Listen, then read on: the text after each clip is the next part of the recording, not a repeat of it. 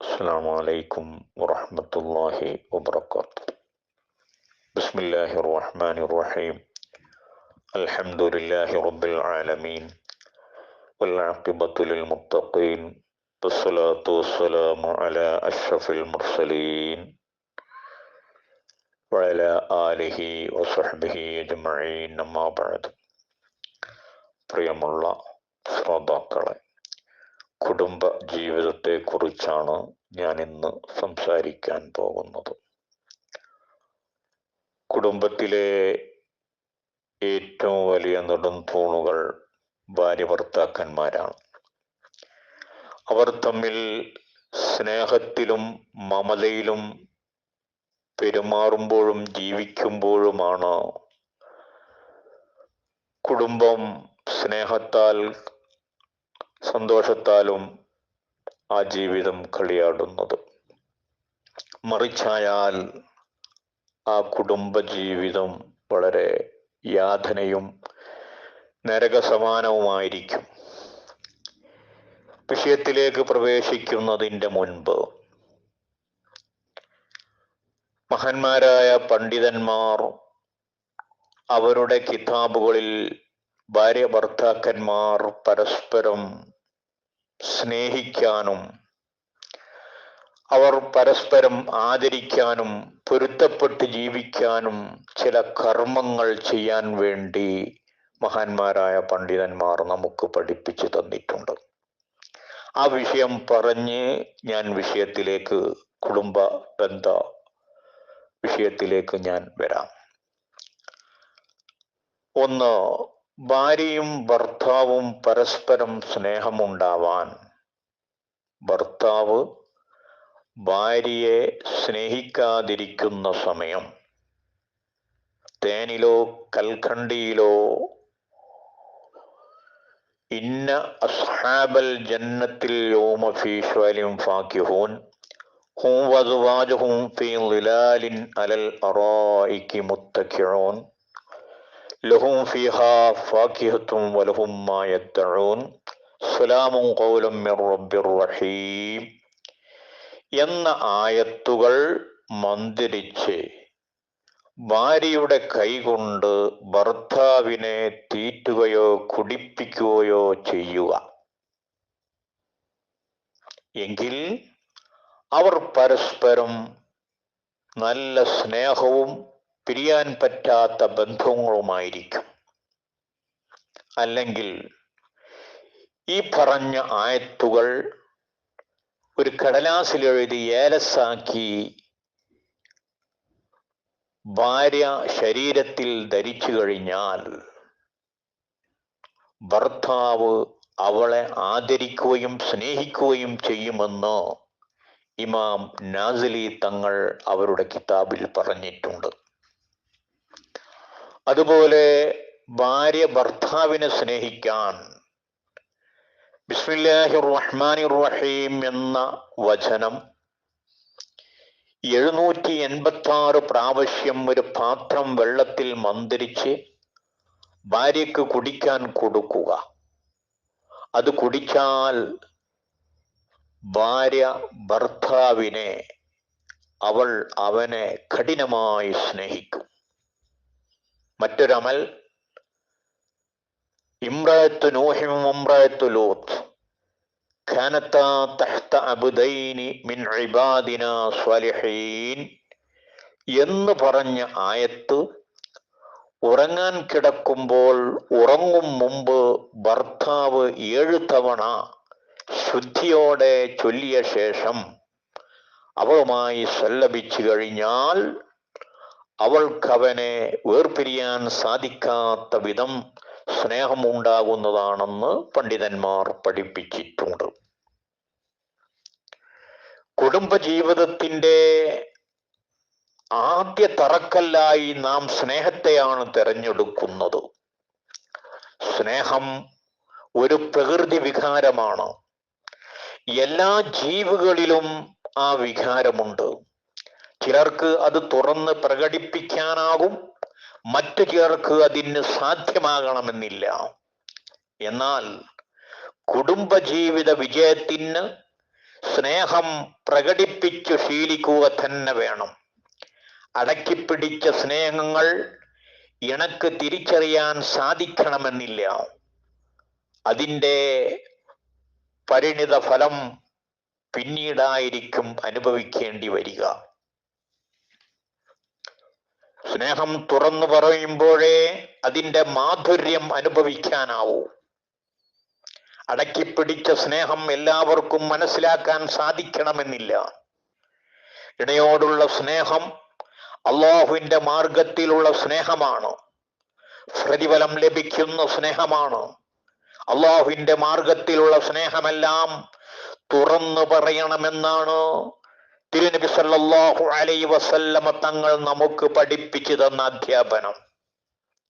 ബഹുമാനപ്പെട്ട അനസ് ബിൻ മാലിക് റളിയല്ലാഹു തആല അൻഹു പറയുന്നു, സ്വഹാബികൾക്കിടയിൽ നബി സല്ലല്ലാഹു അലൈഹി വസല്ലമ തങ്ങൾ ഇരിക്കുമ്പോൾ അതുവഴി ഒരാൾ നടന്നുപോയി. ഒരു സ്വഹാബി പറഞ്ഞു, ഞാൻ അദ്ദേഹത്തെ അള്ളാഹുവിന്റെ മാർഗത്തിൽ ഇഷ്ടപ്പെടുന്നു.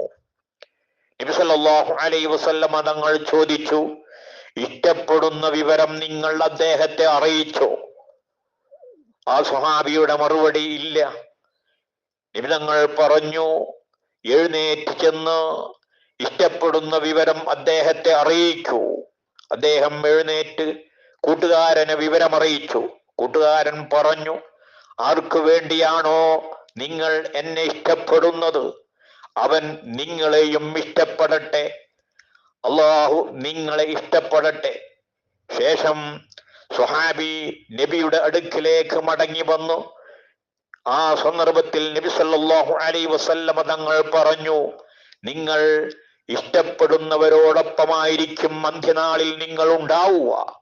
നിങ്ങൾ പ്രതീക്ഷിക്കുന്ന പ്രതിഫലം നിങ്ങൾക്ക് അന്ത്യനാളിൽ ലഭിക്കുന്നതാണ് എന്ന് ബഹുമാനപ്പെട്ട ഇമാം അഹ്മദ് തങ്ങളും ഹാക്കിം തങ്ങളും റിപ്പോർട്ട് ചെയ്ത ഹദീസിൽ നമുക്ക് കാണാൻ കഴിയുന്നതാണ്. കുടുംബജീവിതത്തിന്റെ അടിത്തറ ഇണകൾ തമ്മിൽ, ഭാര്യ ഭർത്താക്കന്മാർ തമ്മിൽ സ്നേഹമുണ്ടാവുക എന്നുള്ളതാണ്. ഇണയോടുള്ള സ്നേഹത്തെ നമുക്ക് മൂന്നായി തരം തിരിക്കാം. ഒന്ന് ശാരീരികമായ സ്നേഹം. ഇണയുടെ ജീവിതത്തിന് ആവശ്യമായ ഭക്ഷണം, വസ്ത്രം, രോഗപരിചരണം, സേവനം തുടങ്ങിയ കാര്യങ്ങളിലെല്ലാം പരസ്പരം അങ്ങുമിങ്ങും ചെയ്തു കൊടുത്ത് സ്നേഹം നേടുക. രണ്ട്, മാനസികം.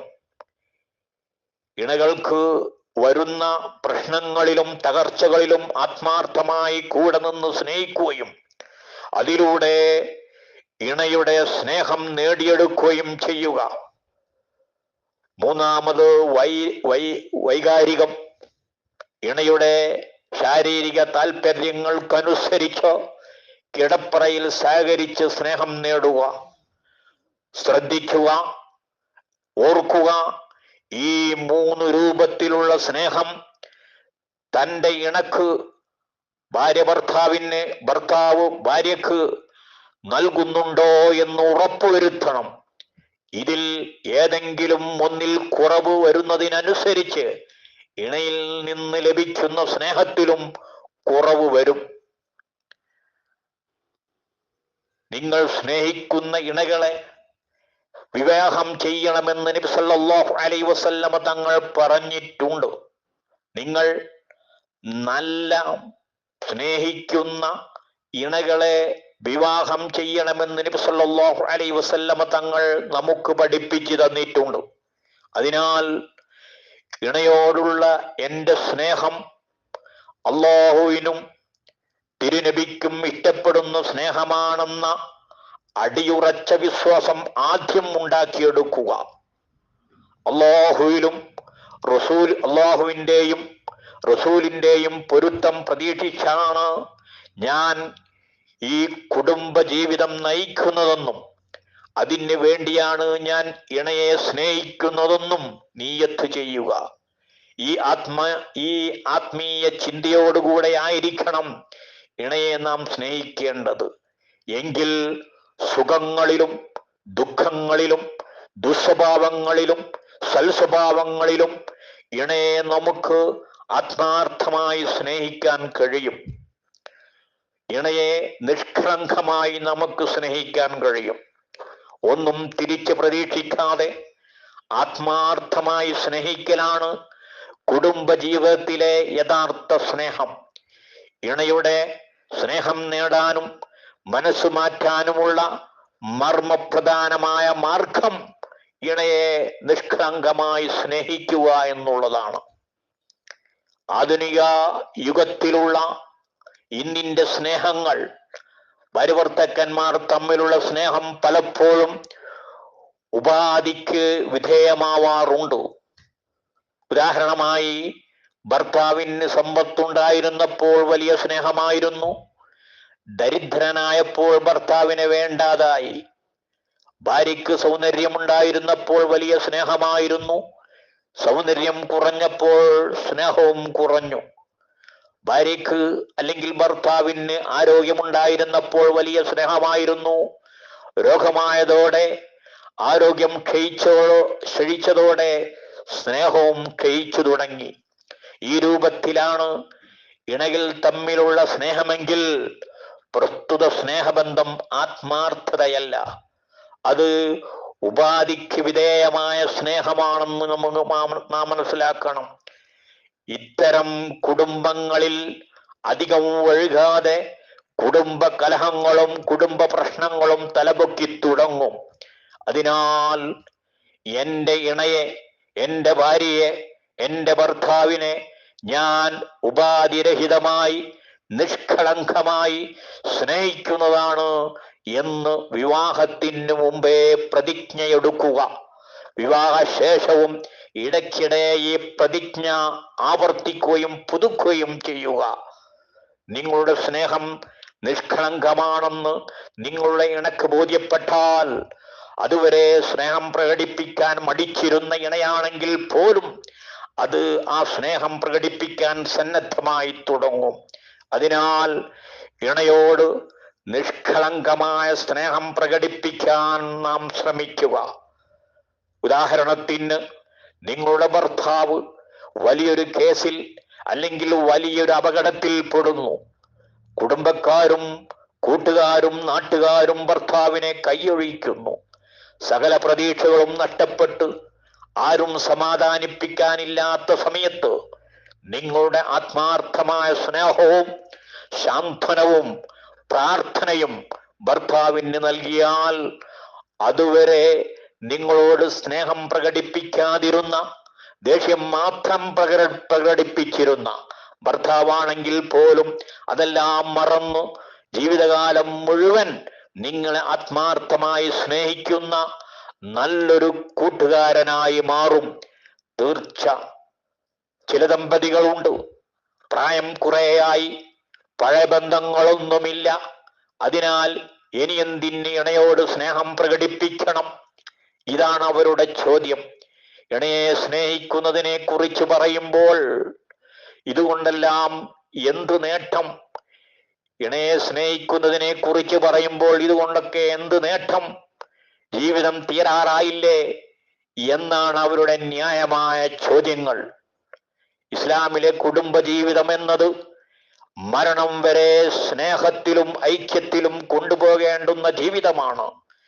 മരണശേഷവും ഇണയോടുള്ള സ്നേഹം നിലനിർത്തണമെന്നാണ് നബി സല്ലല്ലാഹു അലൈഹി വസല്ലമ തങ്ങൾ നമുക്ക് പഠിപ്പിച്ചു തന്ന അധ്യാപനം. അവിടുത്തെ ദാമ്പത്യ ജീവിതം അങ്ങനെയായിരുന്നു. മഹാനായ അനസ് ബിൻ മാലിക് റളിയല്ലാഹു തആല അൻഹു പറയുന്നു, നബിയുടെ അടുക്കലേക്ക് വല്ല ഹദിയകളും കൊണ്ടുവരുമ്പോൾ നബി സല്ലല്ലാഹു അലൈഹി വസല്ലമ തങ്ങൾ പറയും, നിങ്ങൾ ഇതുമായി ഇന്നാലിന്ന സ്ത്രീയുടെ വീട്ടിലേക്ക് കൊണ്ടുപോയി കൊടുക്കുക. അവർ ഖദീജ ബീവി റളിയല്ലാഹു തആല അൻഹായുടെ കൂട്ടുകാരിയും ബീവിയെ ഇഷ്ടപ്പെട്ടവരുമായിരുന്നു. ഇദ്ഹബൂ ബിഹാ ഇലാ ബൈത്തി ഫുലാനത ഫഇന്നഹാ കാനത് സ്വദീഖതൻ ലിഖദീജത ഇന്നഹാ കാനത് തുഹിബ്ബു ഖദീജത എന്ന് പറഞ്ഞ ഹദീസ് കിതാബ് ഷിഫയിലെ 1-ാമത്തെ ജുസുയിലെ 103-ാമത്തെ പേജിൽ നമുക്ക് കാണാവുന്നതാണ്. ബഹുമാനപ്പെട്ട ആയിഷത്തു സിദ്ദീഖ റളിയല്ലാഹു തആല അൻഹാ പറയുന്നു, നബി സല്ലല്ലാഹു അലൈഹി വസല്ലമ ആടിനെ അറുത്താൽ തങ്ങൾ പറയാറുണ്ടായിരുന്നു, ഇത് ഖദീജ ബീവിയുടെ കൂട്ടുകാരികൾക്ക് കൊണ്ടുപോയി കൊടുക്കുക. ഐഷ ബീവി പറയുന്നു, ഒരു ദിവസം അതിനെക്കുറിച്ച് ഞാൻ ചോദിച്ചപ്പോൾ അവിടുത്തെ മറുപടി, റസൂലുള്ളാന്റെ മറുപടി, നിശ്ചയം അവരെ സ്നേഹിച്ചവരെ, ഖദീജയെ സ്നേഹിച്ചവരെ ഞാനും സ്നേഹിക്കുന്നു എന്നായിരുന്നു അള്ളാഹുവിന്റെ റസൂലിന്റെ മറുപടി. ആയതുകൊണ്ട് കുടുംബബന്ധം സ്നേഹത്തിലും മമതയിലും ഐക്യത്തിലുമാവാൻ, അങ്ങനെ ജീവിക്കാൻ അല്ലാഹു സുബ്ഹാനഹു തആല നമുക്ക് തൗഫീഖ് നൽകുമാറാവട്ടെ എന്ന് മാത്രം പ്രാർത്ഥിച്ച് ഞാൻ ക്ലാസ് അവസാനിപ്പിക്കുന്നു. വആഖിറു ദഅവാനാ അൽഹംദുലില്ലാഹി റബ്ബിൽ ആലമീൻ. അസ്സലാമു അലൈക്കും വറഹ്മത്തുള്ളാഹി വബറകാതുഹു.